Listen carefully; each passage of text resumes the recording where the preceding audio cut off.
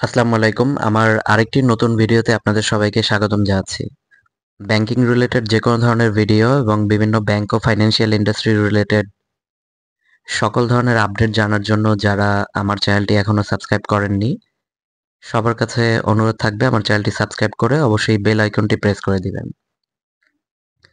যাতে যখনই আমি ব্যাংক ও ফাইন্যান্সিয়াল ইন্ডাস্ট্রি রিলেটেড কোনো ধরনের ভিডিও আপলোড দিব, সবার আগে যাতে আপনার কাছে নোটিফিকেশনটি চলে যায়।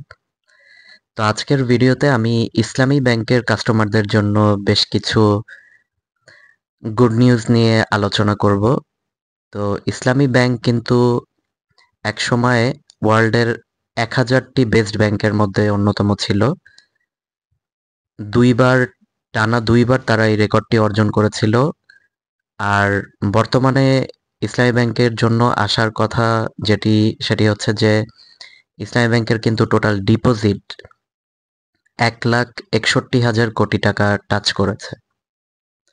আপনাদের আরেকটি ইনফরমেশন দিয়ে রাখি যে টোটাল ব্যাংকিং ইন্ডাস্ট্রিতেই কিন্তু ডিপোজিট আছে 17,72,000 কোটি টাকা। তো এর মধ্যে 1,61,000 কোটি টাকাই কিন্তু ইসলামী ব্যাংকের মাধ্যমে সাধারণ মানুষ সহ বিভিন্ন ব্যক্তি ও প্রতিষ্ঠানের কাছ থেকে কিন্তু ডিপোজিট আকারে ইসলামী ব্যাংকে এসেছে। আর এই যে ডিপোজিটের যে ইনক্রিজ সেটি কিন্তু গত বছরের থেকে প্রায় 8,000 কোটি টাকা বেশি। আর ইসলামী ব্যাংক কিন্তু অলরেডি 400টি শাখা, মেইন স্ট্রিমের শাখা টাচ করেছে। তাদের সাব ব্রাঞ্চের সংখ্যা 265টি এবং তাদের আরেকটি বড় স্ট্রেংথ সেটি হচ্ছে তাদের যে এজেন্ট আউটলেট, এটি কিন্তু 2,773টি।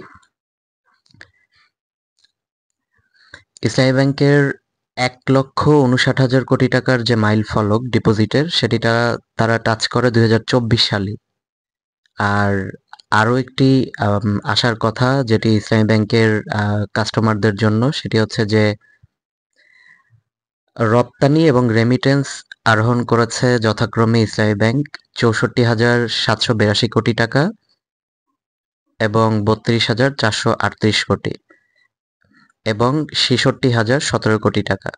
এবং তাদের যে ডিজিটাল ওয়ালেটটি আছে সেলফিন, এই অ্যাপের কিন্তু ব্যবহারকারীর সংখ্যা অলরেডি প্রায় 46 লাখ এবং এই অ্যাপের ব্যবহারকারী কিন্তু কিছুদিনের মধ্যেই দেখা যাবে যে 50 লক্ষ টাচ করবে এবং 34,000 গ্রামে তারা কিন্তু অলরেডি 18 লক্ষাধিক পরিবারকে ক্ষুদ্র ক্ষুদ্র বিনিয়োগ দিয়েছে। 50,000, 1 লক্ষ এরকম ছোট ছোট মাইক্রো ক্রেডিট আকারে তারা কিন্তু একদম রুট লেভেলে ছড়িয়ে পড়েছে।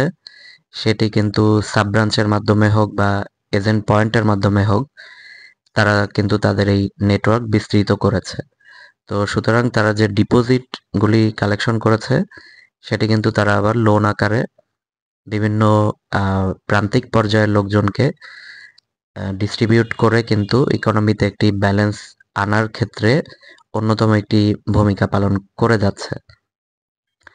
আর আমরা কিন্তু বিজনেসে একটি টার্ম সবসময় পড়তাম যে ব্যবসায়ের ক্ষেত্রে কিন্তু পলিটিক্যাল ইনফ্লুয়েন্স একটি বড় ফ্যাক্ট। ইসলামী ব্যাংক হচ্ছে এর একটি প্র্যাকটিক্যাল উদাহরণ। কারণ গত সরকারের আমলে আমরা কিন্তু দেখেছি যে ইসলামী ব্যাংকে বেশ কিছু অনিয়ম এবং দুর্নীতি হয়েছে। এস আলম কিভাবে এই ব্যাংকটি থেকে শত শত কোটি টাকা লুট করে নিয়েছে, কিন্তু পরবর্তীতে কিন্তু ইসলামী ব্যাংক সেই অবস্থা থেকে বর্তমান অন্তর্বর্তীকালীন সরকার দায়িত্ব নেওয়ার পর থেকে পুরোপুরি ঘুরে দাঁড়িয়েছে এবং 5 অগস্টের যে পট পরিবর্তন, এরপরেই ইসলামী ব্যাংকে প্রায় 9 লাখ নতুন গ্রাহক এবং 13,000 কোটি টাকা ডিপোজিট এসেছে।